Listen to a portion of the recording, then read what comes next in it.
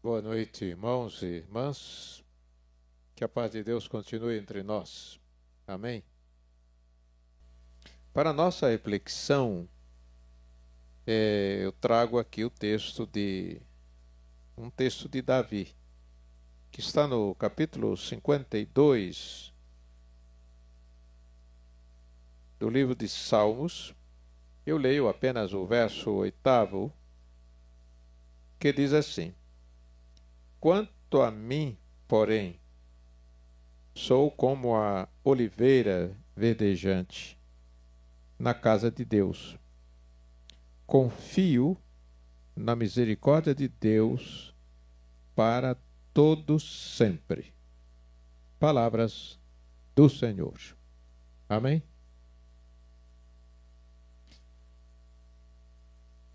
Esse é o problema que quero enfocar agora, mas sem muita profundidade.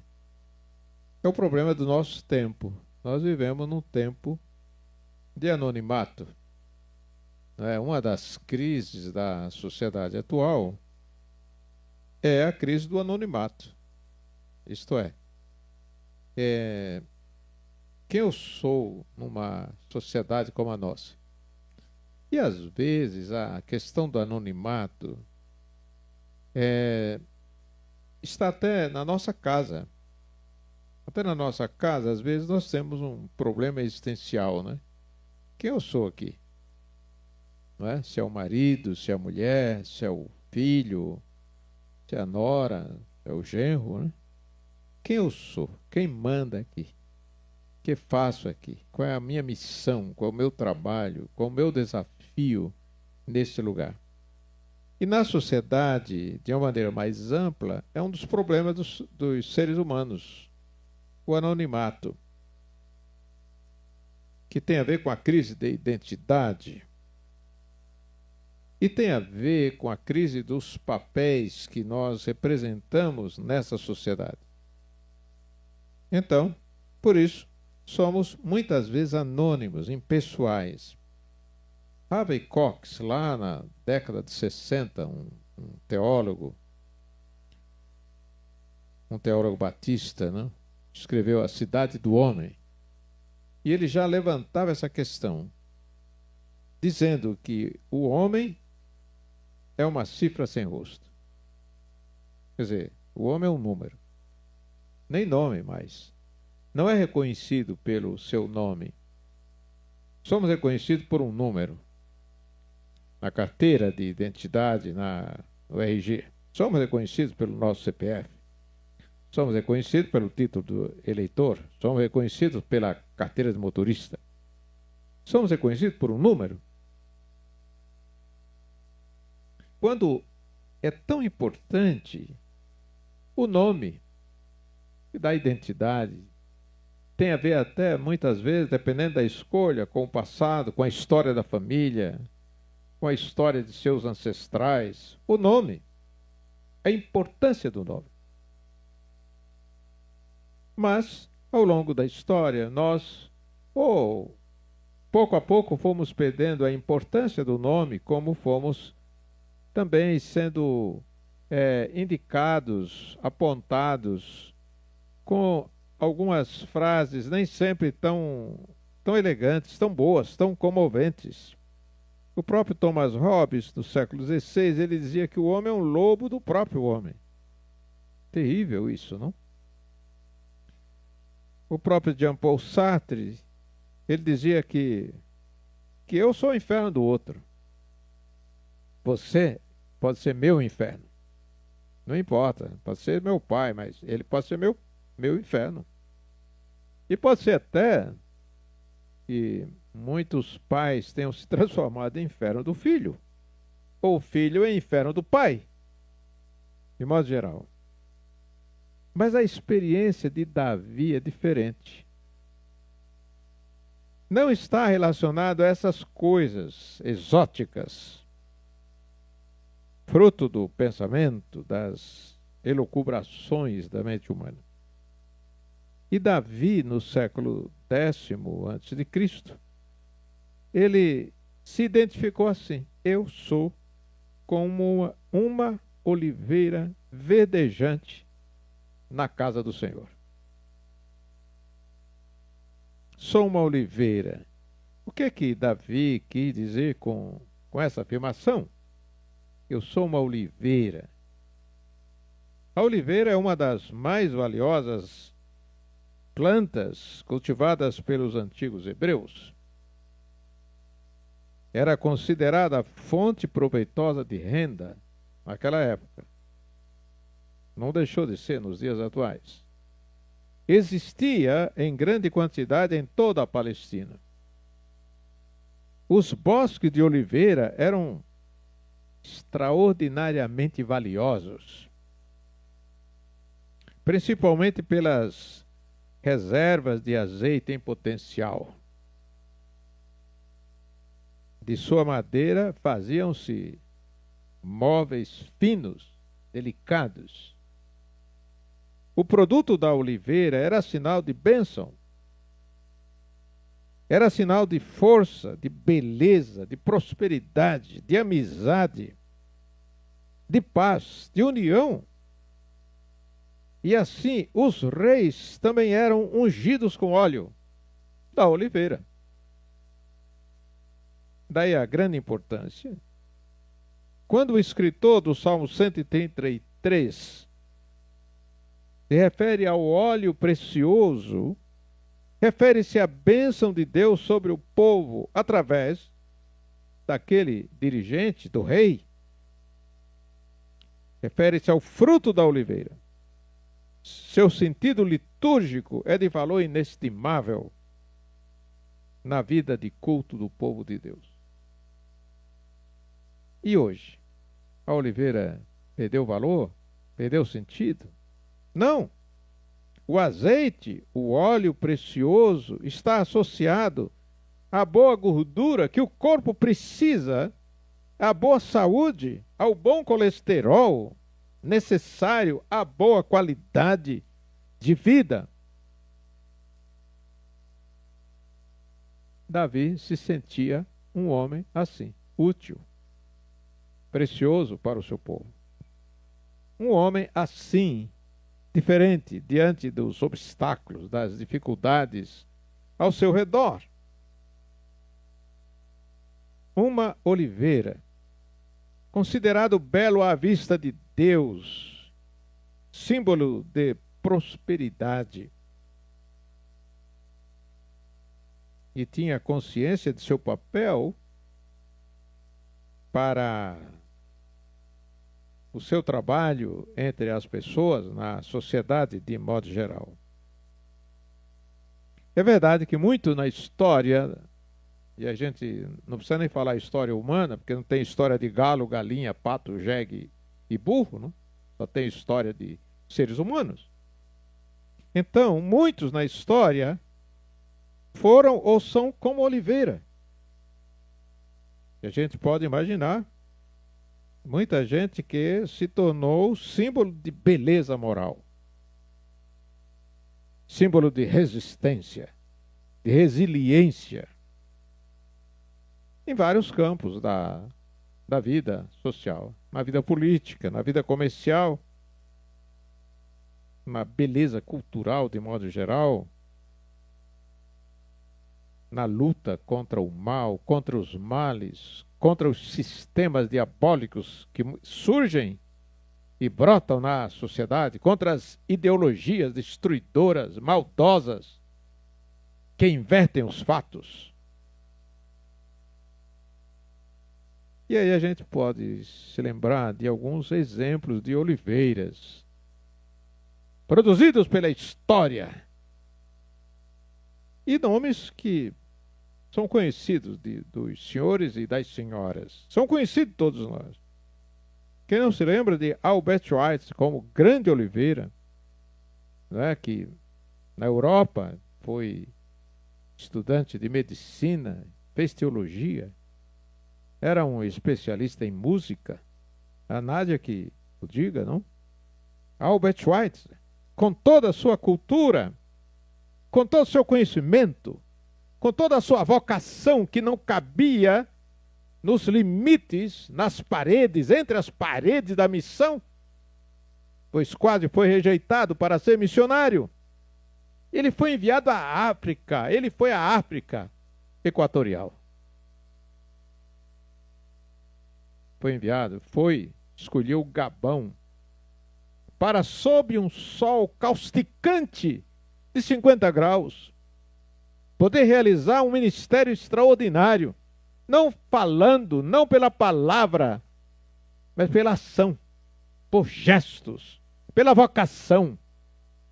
Levou para o meio da selva o seu piano, sua esposa, que era médica, e ali construiu no meio das selvas um hospital para cuidar os doentes de doenças tropicais.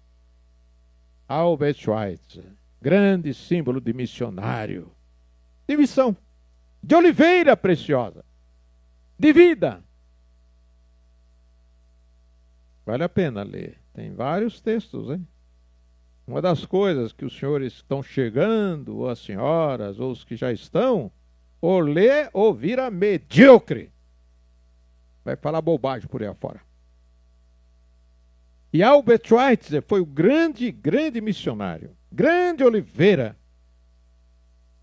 cujo trabalho foi tão extraordinário que ultrapassou as barreiras da religião, as barreiras do seu trabalho missionário, e recebeu o Prêmio Nobel da Paz.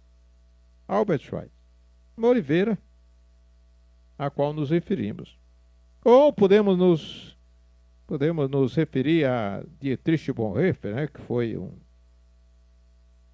pastor luterano alemão que enfrentou o nazismo no seu tempo, foi para o campo de concentração e, apesar da situação ao seu redor ser negativa, de ser uma situação de ameaças de morte a todo instante, Dietrich Bonhoeffer deixou um legado extraordinário que ainda hoje estudamos aí nas faculdades, na história de um modo geral. Dietrich Bonhoeffer é uma ovelha, uma videira, uma oliveira.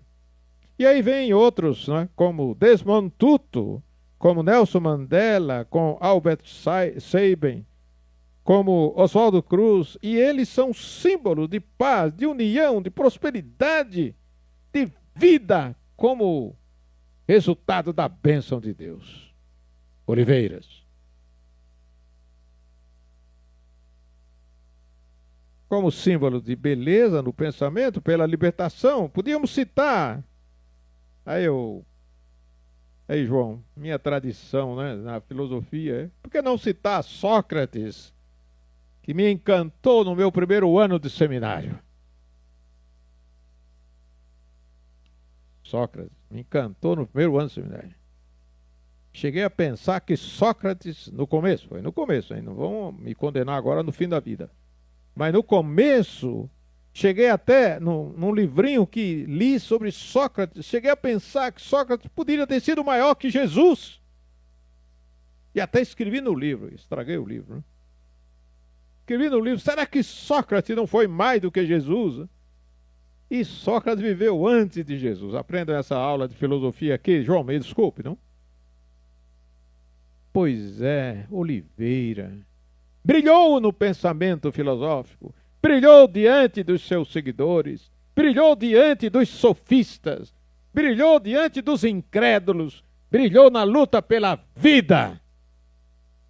Conhece-te a ti mesmo, a grande palavra, mensagem para um autoconhecimento. Sócrates.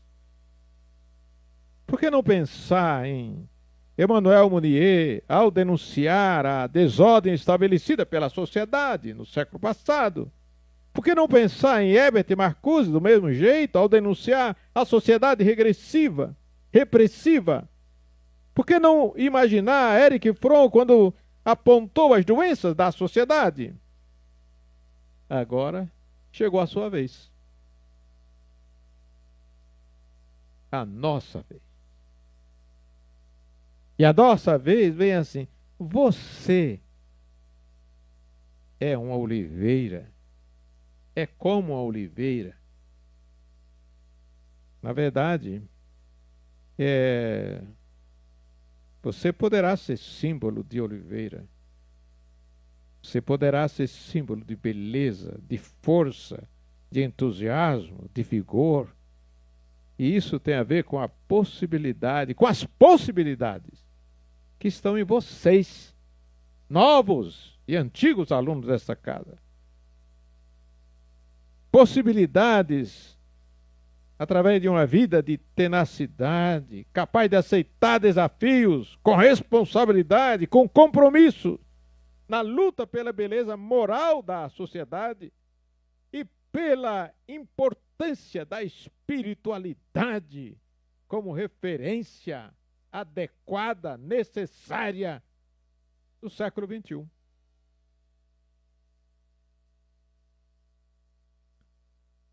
Agora, uma coisa interessante, né? Davi, ele não se contentava em ser oliveira, hein? Ele falou, oliveira verdejante.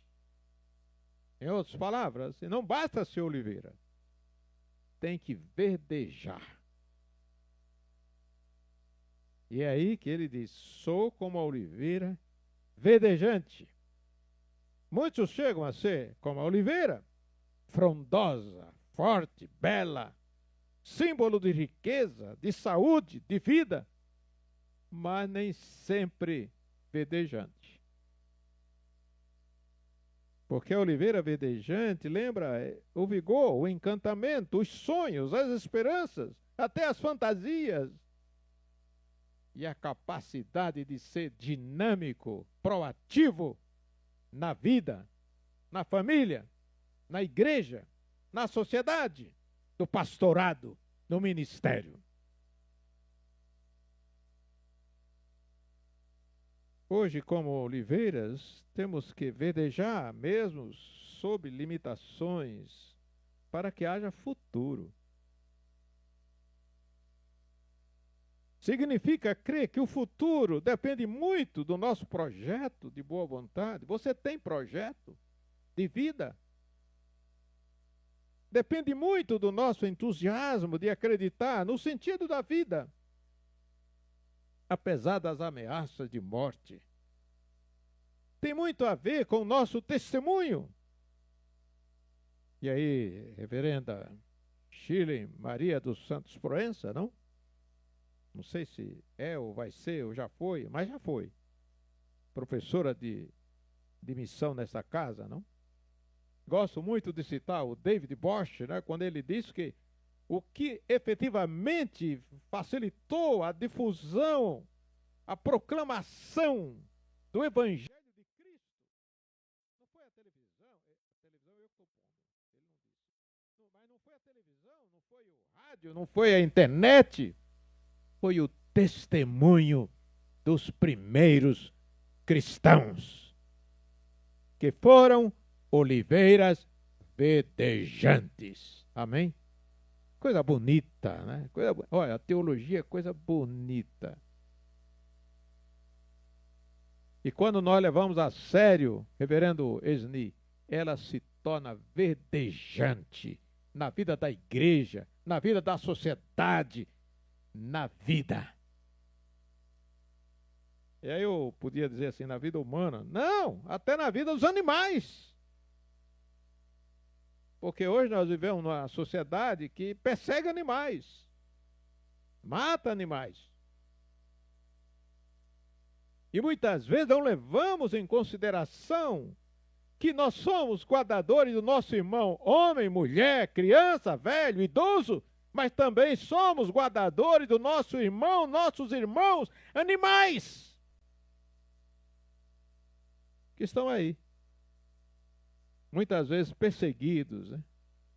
Quando a gente vê assim, onde fulano foi, onde João foi? Foi caçar passarinho. É um perseguidor de animais, não vai verdejar nunca, e o tiro pode sair pela culatra, Nós estamos numa sociedade assim, que as pessoas se ufanam de caçar, de prender passarinho, perseguidores de animais. Esses não são vedejantes. Eu estou falando assim porque depois não precisa mais me convidar, né? Já disse tudo.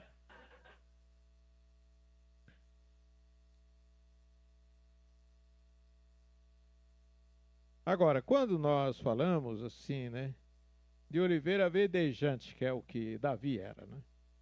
A gente tem que lembrar que, infelizmente, nós vivemos num mundo, numa sociedade, na igreja, no ministério, onde existem oliveiras envelhecidas. E para dizer assim, é envelhecido por causa da idade? Não. Você pode ser jovem e envelhecido. Tem jovem que é marcado pelo envelhecimento. E aí, Nádia, não tem nem cabelo branco, mas é envelhecido nas ideias. É envelhecido em relação aos conceitos de uma vida melhor. É envelhecido porque não lê nada. É envelhecido porque não estuda. É envelhecido porque não é liberto. É envelhecido. Não tem futuro. Não verdeja. As oliveiras envelhecidas, vidas sem perspectivas e só lamentações.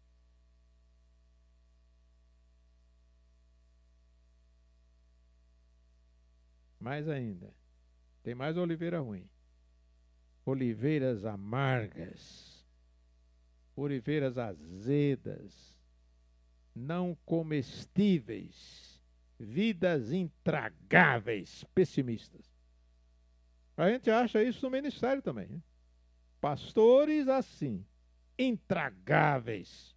Não sei como tem igreja que aguenta essas ovelhas, essas oliveiras envelhecidas, amargas, azedas, intragáveis.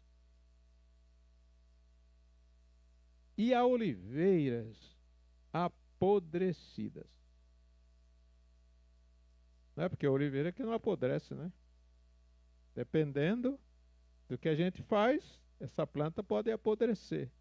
Aí, não ponham água nessa planta aqui, vê o que vai acontecer aí, Ítalo. O senhor que é um grande administrador, está me ouvindo, não? Não ponha água aqui, vai ser igual uma oliveira apodrecida, caminhando para a morte. E um dia a gente vem aqui para o culto, as folhas estão todas já envelhecidas, caídas, secas. Faltou vida.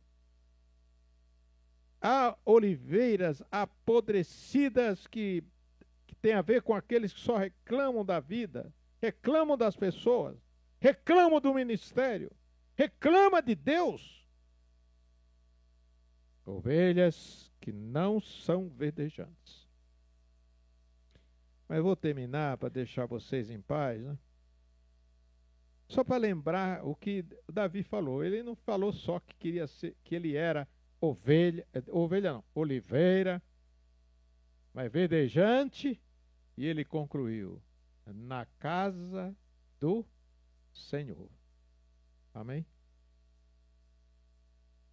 Quando a gente fala isso, tem muito a ver até com a história dos que já passaram por aqui. Esta casa tem mais de 100 anos, esse seminário, esta faculdade. E ocorre que muitos entraram aqui entusiasmados, fizeram teologia. Foram bons alunos, excelentes alunos. Foram oliveiras que verdejaram nos estudos. Foram intelectuais, mas no final diz, a minha cultura é muito grande para eu ser pastor com a minha cultura, com meu conhecimento de teologia. Agora eu sei o que é Barth, sei o que é Brunner, sei o que é Paul Tillich, agora eu sei. Essa minha cultura não cabe numa igrejinha lá no fim da Zona Leste.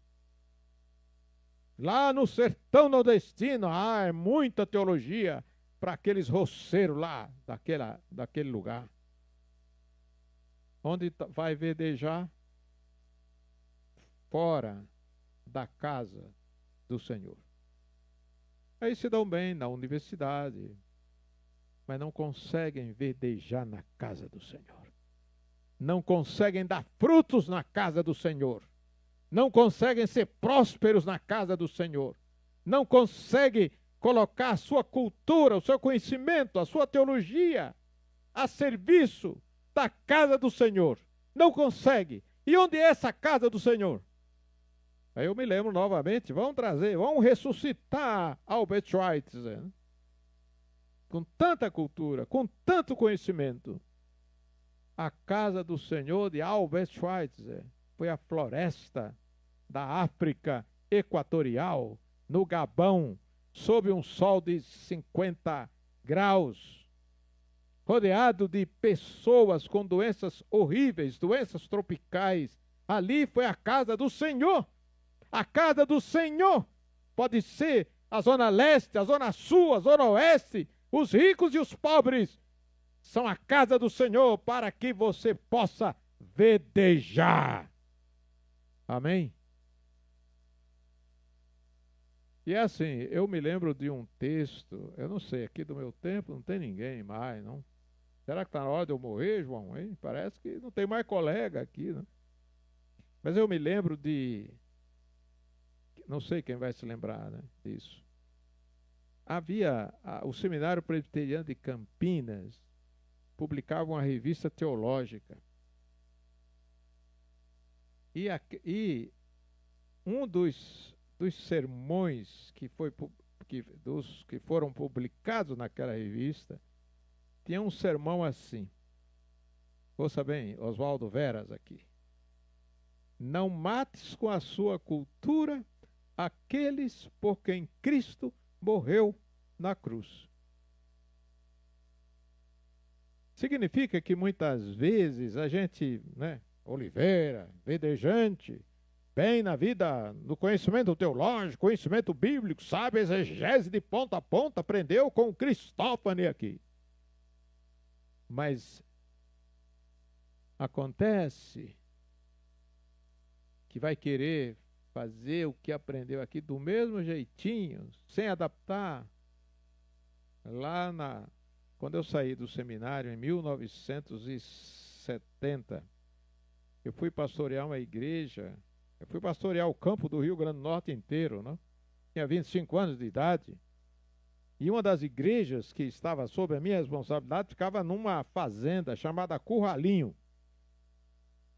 Quase todo mundo era analfabeto naquela igreja. Era só, lá fala assim no Nordeste, era tudo roceiro. Tudo plantador de batata doce. Numa crise que houve de comida naquela região, o dono da fazenda, que era um presbítero, disse: eu dou batata doce para todo mundo. Quando chegava na hora do culto, era aquele cheiro, que todo mundo comia batata doce de manhã, meio-dia e de noite. Era só batata doce. Que teologia você vai levar para esse povo? Sua teologia cabe na mente, na compreensão desse povo? Sua exegese vai caber? Teria que caber. Para ser verdejante, você tem que saber adaptar, traduzir, popularizar a palavra de Deus para que todos sejam fortalecidos, crescidos na graça e no conhecimento do Senhor.